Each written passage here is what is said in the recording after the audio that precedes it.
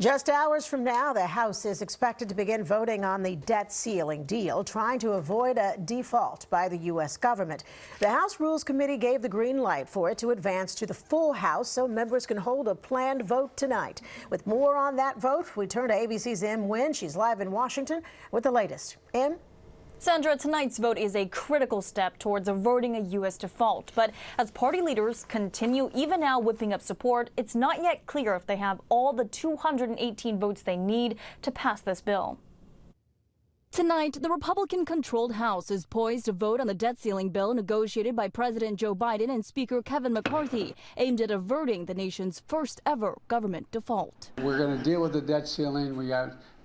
I think things are going as planned, God willing. But a growing number of Republican and Democratic members are voicing their opposition. It is a fiscal disaster for the American people. Kevin McCarthy needs to put up his votes, and if he needs mine, he can come get it. Still, McCarthy says that with Democratic votes, he's confident the compromise bill will pass. The legislation suspends the debt ceiling cap until 2025, and according to the Congressional Budget Office, will cut around $1.5 trillion from the deficit over the next 10 years. We're going to pass the largest cut in American history. House Democratic leader Hakeem Jeffries warning McCarthy to focus on securing a majority of Republican votes, especially with several progressive Democrats unhappy with the bill. That House Republicans need to keep their commitment to produce 150 votes. As Washington stares down a projected June 5th default deadline, both Senate leaders are pushing their members for swift passage of the House bill, as some are demanding amendments, but any delay might trigger a default.